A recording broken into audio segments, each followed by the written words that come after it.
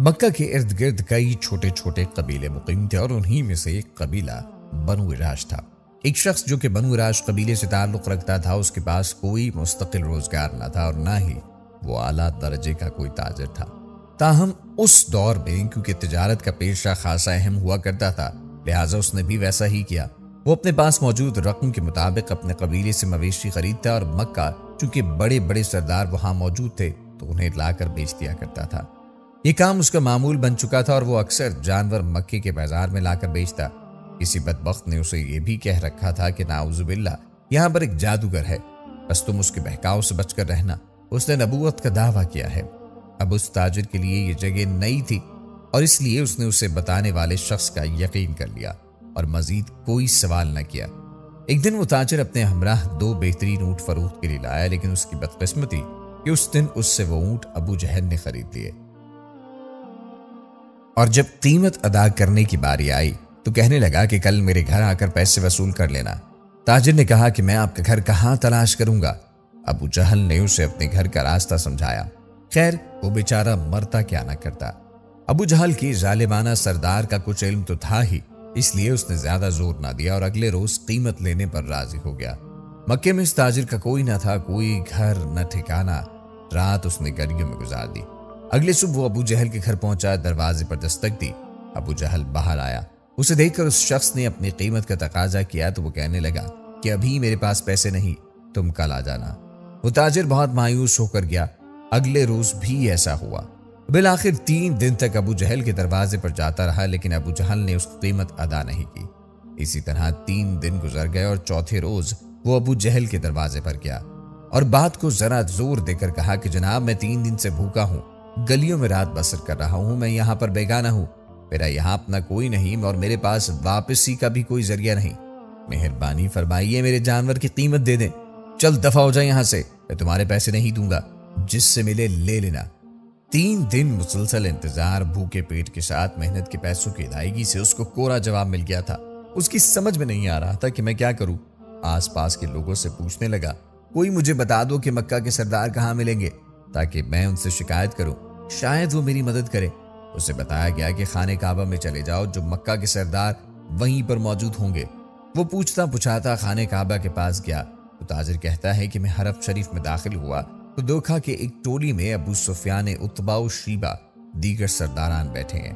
ان کے پاس گیا، کہنے لگا مجھے آپ لوگوں کی مدد کی ضرورت ہے، میں پردیسی ہوں، یہاں جانور فروخت کرنے آیا تھا، لیکن ایک شخص نے مجھ سے جانور تو لے لیا مگر پیسے نہیں دیتا۔ عتبہ نے گرج کر کہا جو تمہارے پیسے نہیں دیتا مجھے بتاؤ، میں اسے دیکھتا ہوں۔ تاجر کہتا ہے کہ میں نے انہیں کہا کہ اس کا نام ابو جہل ہے۔ وہ سب خاموش ہو گئے، ان کی گردنیں جھک گئیں، کہنے لگے کہ تم بہت برے آدمی کے ہاں پہنچ گئے ہو، ہم کچھ بھی نہیں کر سکتے کیونکہ وہ ہم سے بھی زیادہ طاقتور سردار ہے۔ یہ سن کر میرے پیروں تلے سے زمین نکل گئی اور میں کانپنے لگا کہ اب میں کیا کروں، میرے پاس تو اب کچھ بھی نہیں۔ اب وہ تاجر کہتا ہے کہ عتبہ نے مذاق کیا اور کہا کہ وہ جو کعبے کے ساتھ ٹیک لگائے بیٹھا ہے اس کے پاس جاؤ، وہ تیرا مسئلہ حل کروا سکتا ہے۔ لیکن یہ کہتے ہوئے وہ سب سرداران ہنسنے لگے۔ تاجر کہتا ہے کہ میں حیران ہوا اور ان کے پاس جانے کو بھی کہتے ہیں، میرا مذاق بھی کرتے ہیں، میں کروں تو کیا کروں، لیکن ڈوبتے کو تنکے کا سہارا۔ اب وہ تاجر نبی کریم صلی اللہ علیہ وآلہ وسلم کی جانب چل پڑا۔ وہ آپ صلی اللہ علیہ وآلہ وسلم کو نہیں پہچانتا تھا، لیکن اس نے آپ صلی اللہ علیہ وآلہ وسلم کو وظائف پڑھتے دیکھا تو ایک طرف بیٹھ گیا، یہ سوچ کر کہ جب آپ فارغ ہوں گے تو وہ عرض کرے گا، مگر سبحان اللہ، جیسے ہی وہ آدمی پیچھے آ کر بیٹھا، آپ صلی اللہ علیہ وآلہ وسلم نے اپنا رخ اس کی طرف پلٹ لیا اور صرف 2 باتیں کہیں، فرمایا پردیسی لگتے ہو اور پریشان معلوم ہوتے ہو۔ وہ تاجر کہتا ہے کہ مجھے ایسا لگا جیسے مجھے میری بچھڑی ماں مل گئی ہو، ان کی شفقت اور پیار کو دیکھ کر میری آنکھوں سے آنسو آ گئے۔ جیسے ہی میری آنکھوں سے آنسو نکلے، نبی پاک صلی اللہ علیہ وآلہ وسلم نے میرا نام نہ پوچھا اور کام، بلکہ میرے کندھے پر تھپکی دی اور فرمایا فکر نہ کر، تو جیسے کہے گا تیرا کام ہو جائے گا۔ حضور کریم صلی اللہ علیہ وآلہ وسلم نے میرا بازو تھاما اور مجھے گھر لے آئے، ایک ٹوٹی چٹائی پر مجھے بٹھا دیا اور میرے لیے اپنے مبارک ہاتھوں سے ایک پیالے میں کھجور اور دودھ پیش کیا۔ میں 3 دن کا بھوکا تھا، میں نے پیٹ بھر کر کھانا کھایا اور جب کھا چکا تو مجھ سے فرمانے لگے، اب مجھے بتاؤ تمہارا مسئلہ کیا ہے۔ میں نے سارا ماجرا بیان کر ڈالا تو وہ فرمانے لگے، فکر مت کرو، وہ خود تمہارے پیسے دے گا، اور مجھے اپنے ہمراہ لے آئے۔ ابو جہل کے دروازے پر پہنچے، دستک دی، دروازہ کھلا تو سامنے ابو جہل تھا۔ اسی لمحے حضور صلی اللہ علیہ وآلہ وسلم کی جھکی ہوئی نظروں کو اٹھتے دیکھا۔ ابو جہل سامنے کھڑا تھا۔ نبی کریم صلی اللہ علیہ وآلہ وسلم نے بس ایک جملہ ادا کیا، مگر اس جملے میں کیا طاقت تھی کہ ابو جہل لرز گیا۔ حضور کریم صلی اللہ علیہ وآلہ وسلم نے فرمایا، ابو جہل تیرا کیا خیال ہے کہ پیسے دبانے والے اور لوگوں کو ستانے والے بڑے سردار ہوتے ہیں؟ غریبوں کا خون چوس کر سردار بنے گا؟ جلد اس کے پیسے واپس کرو۔ ابو جہل کی ٹانگیں کانپنے لگی اور کہنے لگا کہ جی میں ابھی اس کے پیسے دیتا ہوں۔ اس کے اونٹوں کی قیمت ابو جہل نے ادا کی۔ یہ واقعہ اس تاجر کی نبی کریم صلی اللہ علیہ وآلہ وسلم سے ملاقات کا سبب بنا، جس کو نبی کریم صلی اللہ علیہ وآلہ وسلم کے غلط بیانی کر کے بدزن کر دیا گیا تھا۔ تاجر کو اس کے پیسے مل گئے۔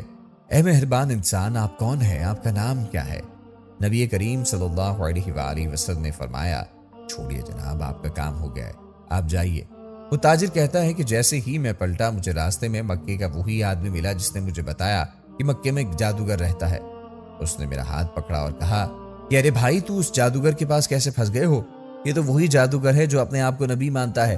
تاجر کہتا ہے کہ میں نے اس آدمی کا ہاتھ جھٹک کر کہا، ارے بدبخت، میں نے دنیا دیکھی ہے مگر میں نے آج تک ان جیسا نہیں دیکھا۔